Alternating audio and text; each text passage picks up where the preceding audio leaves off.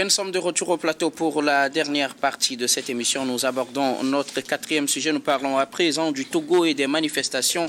Le gouvernement situe l'opinion.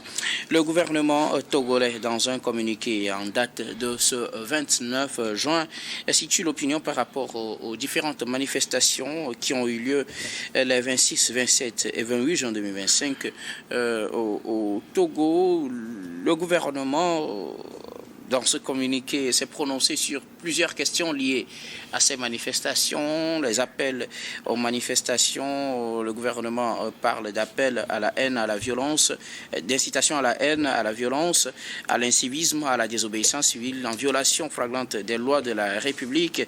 Le gouvernement parle également de son communiqué en date du 19 juin qui a rappelé les conditions d'organisation des réunions et de manifestations pacifiques publiques sur le territoire togolais.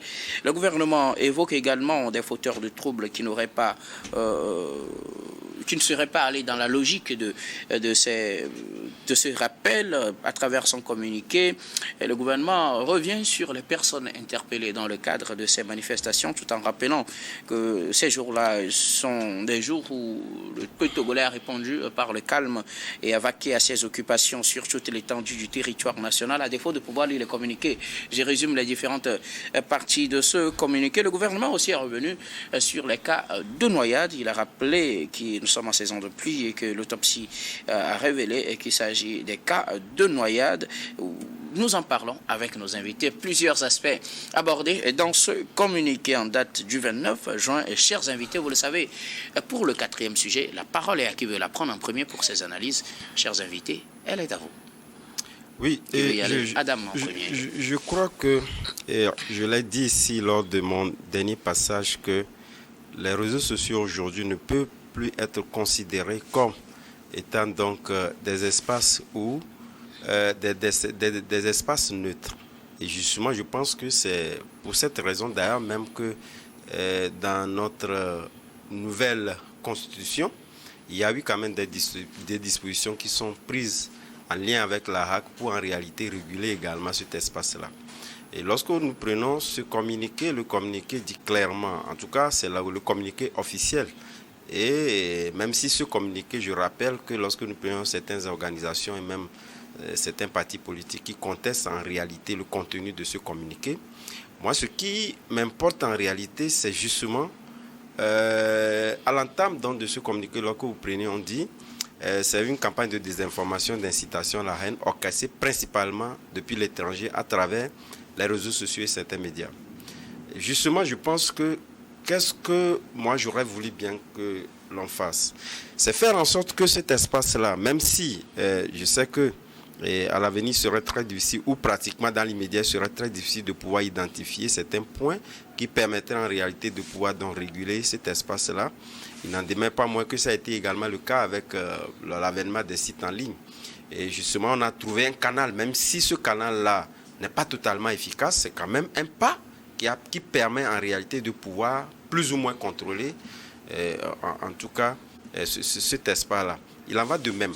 Parce qu'aujourd'hui, je pense qu'avec ces mots d'ordre donnés et qui ont été suivis, puisque de toutes les façons, lorsque vous prenez dès l'entame donc de ces manifestations, il y en avait qui disaient véritablement donc il n'y en avait rien eu. Mais est-ce que, en âme et conscience, lorsque nous prenons ces 3 jours, est-ce que Lomé avait l'allure habituelle qu'on ne lui connaissait pas le passé?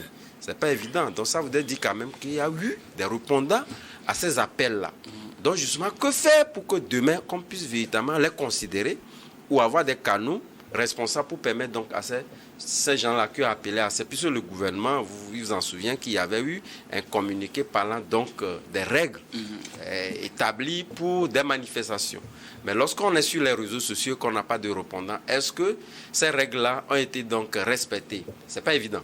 Donc, est-ce qu'à l'avenir, qu'est-ce qu'il faut faire? C'est là le problème, puisque aujourd'hui, le tiraillement sur ceux qui ont lancé, ceux qui n'ont pas lancé, mais on parle de mort d'homme, même si c'est au niveau de la lagune de toutes les façons, comme je l'ai dit, aussi bien l'autopsie que la mort de cet Togolais-là a été donc révélée et contestée par la société civile. Ça voudrait dire quand même qu'on n'est pas quand même passé, en tout cas, on n'est pas à l'abri, en tout cas, d'un certain nombre de réjouissances ou pratiquement des contestations liées à tout ce qui a prévalu lors de ces 3 jours-là. Donc moi, l'essentiel, c'est que faire pour en réalité faire en sorte que demain, on trouve des répondants d'ailleurs crédibles à un mot d'ordre donné pour éviter qu'on en arrive là. C'est là, moi, toute mon inquiétude. C'est-à-dire, vous direz qu'on envisage la possibilité, par exemple, de considérer les appels lancés sur les réseaux sociaux comme des appels lancés par des partis politiques ou des organisations de la société civile. Tout à fait. On ne les réserve pas seulement aux réseaux sociaux. Aux réseaux sociaux, puisque, étant donné qu'on a des dispositions prises par l'ARA, il faudrait quand même qu'on mette l'ARA à l'épreuve, que l'ARA prenne ses responsabilités, voir dans quelle mesure, puisque ce sont d'abord des Togolais, ce ne sont pas des étrangers qui ont lâché ces mots d'ordre. Même s'il y a des appels d'inquiétude liés à leur personne, ça voudrait dire quand même qu'il y a des actes forts qui ont été donc posés. Il faudrait quand même qu'on trouve des canaux pour que ceux-là qui appellent, pour qu'on ne puisse pas en arriver là. Merci beaucoup à vous, Adam Adjranou. Je reviendrai à vous tout à l'heure pour un autre aspect de la question. À la suite d'Adam, je ne sais pas qui veut y aller pour ces analyses de façon générale sur ce communiqué du gouvernement. Dieudonné. Oui, Guillaume, vous savez, j'ai le sang dans la gorge. C'est avec un cœur meurtri que je repense encore à ces jeunes gens qu'on repêche de l'eau, à ces messieurs qu'on traite comme des bêtes sommes et qui par la suite qui vont succomber. Et je leur ai dit encore, mes pensées à toutes les familles éplorées, mes pensées à toutes les victimes de ces manifestations. Je crois que le plus jamais ça que le chef de l'État avait dit en 2005 est émoussé. Et malheureusement, nous sommes en train de retomber dans quelque chose qui est pire que ce que nous avions vu de par le passé. Je prends le communiqué du gouvernement. Vous savez, quand moi j'ai eu ce communiqué, toujours sur les réseaux sociaux, même vous qui parlez là aujourd'hui, si on me montre vos vidéos, on me dit que c'est Guillaume. Je dois poser la question si c'est réellement Guillaume. Je vais chercher à savoir si c'est réellement Guillaume. J'aurai mes moyens pour vérifier si c'est Guillaume. Donc je doute de tout en fait. C'est ce que je veux dire, pas les réseaux sociaux. Avec les nouvelles technologies de l'information et de la communication. Donc quand j'ai vu le communiqué, je me suis dit si ce n'est pas quelqu'un qui a pondu quelque chose par le concours de l'IA. Parce que j'ai douté que ce soit le véritable communiqué du gouvernement. Mais je me suis rendu compte que c'est ça ce qui est sorti pour sorder ces manifestations. Je suis surpris parce que de par le passé, vous voyez, il y avait toujours des manifestations interdites. Mais à chaque fois que ces manifestations se déroulaient, à la fin de la journée, les forces de l'ordre dressent un bilan. Quand même, on dresse un bilan. Pour dire, pas forcément, hein, c'était il y a de cela quelques années. Je vous dis, à la fin de la journée. Je vous dis, ce passé récent nous renseigne sur le compte, quelle que soit sa nature, qu'on fait à la fin d'une manifestation. Parce qu'il y a eu de troubles, il y a eu des perturbations des activités. On essaie quand même de dresser un bilan pour dire, voilà, tant, il y a eu ci. Ça permet en réalité d'avoir une idée officielle sur la chose. Mais tenez-vous bien, le 5, il y avait eu des manifestations. Le 6, il y avait eu des manifestations. Même le 5. Le 5, la nuit du 5 au 6, il y avait eu des manifestations, silence radio. Des manifestations reprises le 26, le soir, silence radio. 27, silence radio. 28, silence radio. Et le 29, ou alors 30, un communiqué. Le 29, peut-être qu'on attendait de voir la fin des manifestations pour se prononcer de façon globale. Un communiqué est sorti. Et pour moi, dont les points ne sont pas trop semblables à ce qui s'est passé réellement sur le terrain. Je ne dirais pas que tout est en noir ou alors en blanc dans ce communiqué, mais moi je suis un peu juste choqué. N'oubliez pas, j'ai été le premier à faire le bilan de la première journée des manifestations à ce même plateau. Et vous avez vu mon état, l'état dans lequel je l'ai fait. Bon, sur notre plateau, oui. Bien sûr, ce plateau. De toutes les façons. C'est ici que je reviens encore pour analyser un communiqué sanctionnant ce bilan des manifestations. Et donc, qu'on me dise que les gens ont lancé, des Togolais de l'étranger qui ont lancé des appels via les réseaux sociaux, des réseaux sociaux qui ont été restreints d'ailleurs ces derniers jours. Malgré cela, des appels ont fait soulever certaines parties de la population et qu'on me dise que les Togolais ont vaqué librement. à leur occupation, comme toujours, mais que dans le même communiqué, qu'on relève qu'il y a eu des troubles. J'ai un sérieux problème à ce niveau. Vous savez, l'école togolaise est très formatrice. Donc, quand on m'a formé à l'école togolaise, on m'a appris beaucoup à réfléchir. Et donc, je sais que je ne peux pas en vouloir à cette école. Quand je réfléchis, on ne peut pas m'en vouloir non plus. Je suis en train de réfléchir tout simplement sur... Je vais vous dire qu'il y a un certain nombre de choses. Lorsque vous mettez à réfléchir, c'est quand vous êtes en train d'affronter qui que ce soit. Alors que ce n'est pas un affront. Mais ce sont des analyses que nous faisons. Lorsque vous prenez aujourd'hui ce communiqué, et lorsqu'on me parle des enfants emportés par la noyade, le 4e lac est là depuis combien de temps? Et donc c'est après ces manifestations qu'il va avoir de noyade ces enfants emportés. Lorsque vous voyez les réseaux sociaux aujourd'hui, oui, ne sont plus un moyen à contourner, hein, qu'on le dise ou non. Nous ne sommes plus dans les mêmes conditions qu'il y a 20 ans ou 30 ans. Tout ce que vous faites aujourd'hui, que vous le veuillez ou non, quelqu'un quelque part sait ce que vous êtes en train de faire. Et puis, ce qui se fait à la place publique sous le soleil. Et donc, on n'a pas sorti ces points et on ne nous a pas identifié clairement. Et que le communiqué ne nous a pas dit, oui, il y a eu des dérapages. Mais le gouvernement ouvre des enquêtes, comme d'habitude, pour situer les responsabilités. Là encore, je vais applaudir. Mais qu'on passe sous silence toutes ces atrocités-là. Le fait. Quand vous parlez de ces atrocités, le gouvernement a dit que c'est les réseaux sociaux qui... Je vous lis le deuxième paragraphe. Non, c'est pour me dire que c'est des montages, n'est-ce pas, ces vidéos? Oui, oui. Le gouvernement a dit utilisant la manipulation, la diffusion de fausses informations et images, parfois générées par le recours à l'intelligence artificielle ou importées de contextes sans aucun rapport avec le Togo, ces personnes visent clairement à semer le trouble, à perturber la vie socio-économique du pays et à déstabiliser les institutions établies. Peut-être que les images que vous avez vues ou les images auxquelles vous faites référence sont des images générées par l'IA. C'est vous qui le dites. C'est ce que dit le communiqué. De toutes les façons, vous avez dit peut-être. Oui, bien sûr. Je concède cela à celui qui le dit. Mais je vous ai dit ici le premier jour que moi j'ai été sur le terrain. Donc, je n'avais pas d'image de l'IA. J'avais mes yeux pour voir. D'accord? Et donc, la plupart des vidéos qui font le tour sont des vidéos qu'on peut identifier de façon authentique en écoutant d'ailleurs nos patois dans ces vidéos-là.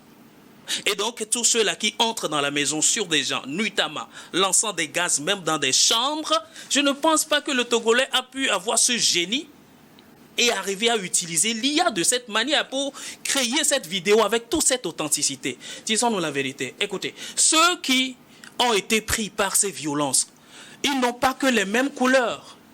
Si vous arrivez aujourd'hui dans des familles, vous pourriez avoir des familles endeuillées, que ce soit des familles unies, des familles ANC, des familles, je ne sais pas, de quelconque parti politique au Togo. Ce qui veut dire, ce n'est pas une classe sociale qui a été visée. Parce que les gens entrent dans des maisons. Que tu sois manifestant ou non, on frappe pas, on te passe à tabac quand même. Cela voudrait dire que tout le monde a été touché par ces violences. J'aurais souhaité à ce que dans ce communiqué, excusez-moi, qu'on en appelle à la responsabilité de chacun et qu'on ouvre, comme d'habitude, une enquête pour apaiser les cœurs. Merci. Mais qu'on dise et qu'on y va même jusqu'à féliciter le professionnalisme des forces de l'ordre. Oui. C'est inquiétant. Et pire encore, il y a un nouveau corps qu'on a commencé par identifier dans ces manifestations. Ce sont ces jambes-là cangoulées, embigarrées, et qui vraiment commettent des actes pas possibles. Le communiqué a oublié de nous identifier ces gens-là.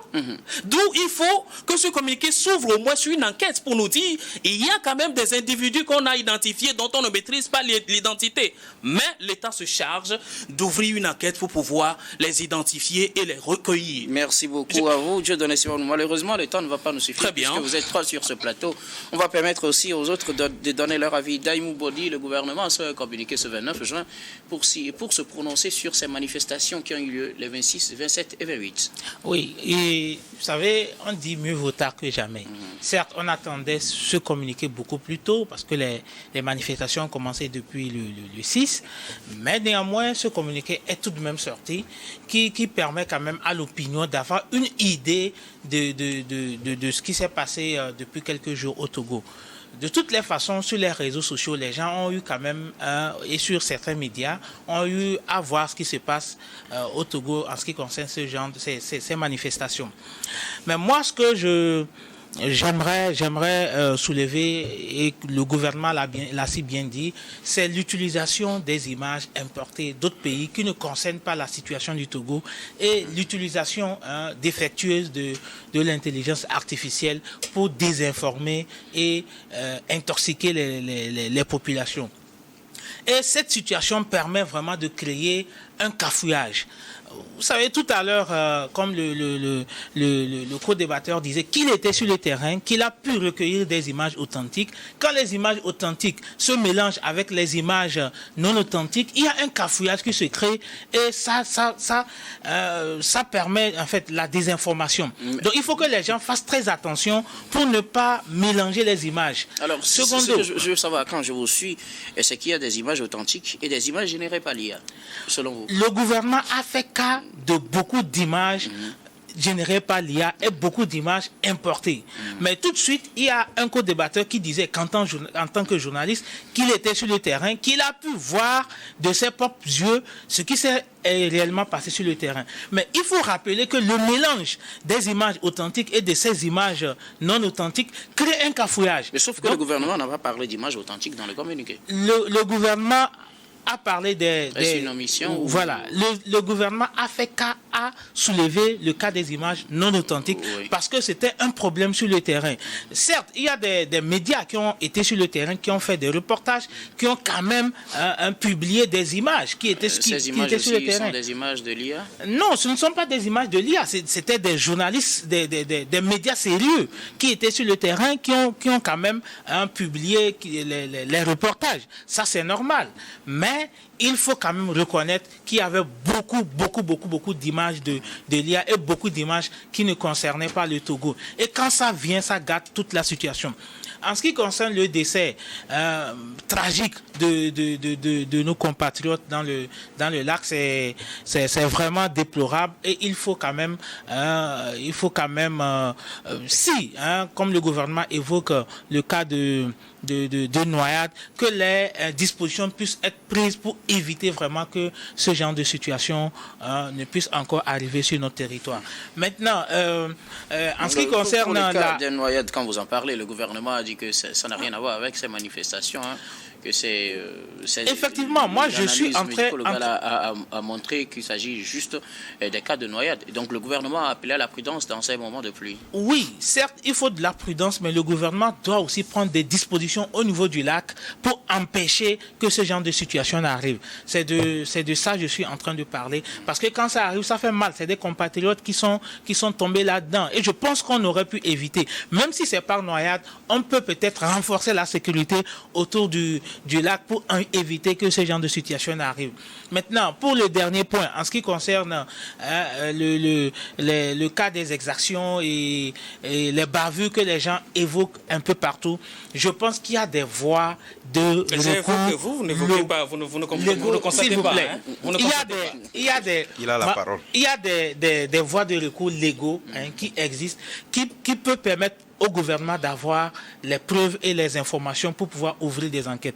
Et je pense que, j'espère que si effectivement il y a eu les cas comme les uns et les autres sont en train de l'évoquer, il y a des organisations de la société civile que je souhaiterais que ces organisations prennent attache avec la Commission nationale des droits de l'homme et bien sûr le procureur de la République pour que les enquêtes puissent être ouvertes et que les responsabilités puissent être situées. De toutes les façons, le Togo est un pays où la paix est notre richesse. La paix, c'est notre plus grande richesse et quelles qu'en soient les situations, nous devons tout faire pour la préserver. Merci beaucoup à vous. Le temps qui nous reste n'est pas très grand, mais je voudrais qu'on fasse un deuxième tour. Donc rapidement, vous allez me résumer ce que vous avez à dire sur ce communiqué du gouvernement pour un dernier tour avant qu'on ne conclue. Adam. Bon, le communiqué, je pense que ce sont les dires du gouvernement. Et à entendre la société civile, mais également certains partis politiques qui contredisent ce communiqué sur toute la ligne. Tous les compartiments ont été donc contestés. Et je pense que, comme Dieudonné le disait tantôt, il y avait aussi des journalistes qui étaient sur le terrain, comprennent donc des activistes, etc., qui ont eu à poster des éléments sur également les réseaux sociaux. Moi, je n'ai pas posté d'éléments, mais moi, j'ai vu avec mes yeux. Mes caméras ont été mes yeux. Il faut que je le clarifie. Hein. Ça, c'est vous. D'accord. Donc, je pense que nous avons également tout vu. Nous avons également fait le tout. Nous avons constaté quand même qu'il y a eu quand même des actes qui ont été posés de part et d'autre. Et donc, j'estime que il faudrait quand même que la société civile, surtout lorsque nous prenons à fond, surtout lorsqu'on parle de mort d'homme, cela inquiète, puisque personne ne serait quand même d'accord, quand même, à cet instant, étant donné que nous avons connu des situations données, qu'on puisse encore ressusciter des situations qui en arrivent donc à des morts d'hommes. Donc je pense qu'il appartient quand même à ces acteurs-là, notamment les sociétés civiles qui sont plus ou moins liés donc à ces manifestations, puisqu'ils avaient donné langue à ces manifestations-là, d'apporter réellement donc la paix ou des contre-expertises qui prouvent en réalité que ces gens-là ne sont pas morts, pas nerveux. Ça pourrait véritablement donc éclairer plus davantage la lanterne et situer véritablement dans les responsabilités. Faire en sorte que l'essentiel, c'est qu'on puisse éviter une non-répétition de ces actions-là. Merci beaucoup. À vous, Adam Adjrono. Dieudonné Sirono, un dernier mot. Non, je reprends par là où Adam vient de chuter. Il faut faire en sorte que de telles choses ne se répètent plus. Je pense que c'est mieux que de refuser ou alors totalement ce qui est réel. Si on n'est pas conscient de la situation, comment est-ce qu'on va y remédier? C'est ça aussi le problème. Moi, j'ai dit une chose, je le dis, je le répète encore, nous avons une richesse, c'est bien la paix. Et le Togo ne veut pas perdre cette richesse-là. Tous ceux qui descendent dans les rues, ce sont des Togolais. Et tous ceux qui meurent aujourd'hui sous je ne sais pas si je peux les appeler par des balles blanches ou alors des gaz lacrymogènes, sont aussi bien les Togolais. Mais qu'est-ce qui les a fait descendre dans la rue? C'est la meilleure condition de vivre au Togo. Un point bas, rien d'autre que ça. Quel Togolais me dira que lui n'est pas concerné par la vie chère aujourd'hui, par la manière, l'assainissement du climat des affaires, par le fait que le Togo doit lui offrir le meilleur? Qui n'est pas concerné par ces sujets aujourd'hui? Alors si les gens le réclament, ou alors de la mauvaise manière, je pense qu'il y a aussi cette bonne manière de les recadrer comme le Togo, ou alors nos forces de l'ordre savent bien le faire. Moi, j'ai compris quelque chose, que lors d'une manifestation, il y a ce qu'on appelle sommation, je ne sais pas. Ils comprennent mieux que ça. Mais je pense que dans ces manifestations, il n'y a même pas eu ce qu'on appelle sommation, mais il y a eu des cours-poursuites, il y a eu des choses qu'on ne peut pas toujours détailler. Il y a lieu quand même qu'on fasse un appel concret et sincère à nos consciences pour dire la terre togolaise a assez bu de sang, on ne peut plus continuer dans cette logique-là. Que chacun à son niveau. Vous n'êtes pas satisfait par ce communiqué? Vous voulez que je sois satisfait comment? Si j'étais satisfait... Clairement, vous n'êtes pas satisfait? Est-ce que vous êtes Togolais, vous êtes satisfait? Je vous pose une question. Non, mais vous ne me poserez pas cette question, nous sommes tous Togolais. Donc, si vous avez vécu la situation, et donc vous comprendrez que ce communiqué doit satisfaire ou non. Donc, je ne répondrai pas. Mais je dis, il y a lieu quand même qu'on prenne de réelles responsabilités. Ce n'est pas une affaire politique, mais c'est une affaire de vie quand même. Merci beaucoup à vous, Dieudonné Sirono. Adam, apparemment, vous êtes satisfait par ce communiqué. Bon, je pense que moi, j'ai relevé quand même des insuffisances de ce communiqué en parlant, donc, parce que lorsqu'on parle de mort, c'est quand même sérieux. C'est un communiqué du gouvernement qui a été contesté par la société civile.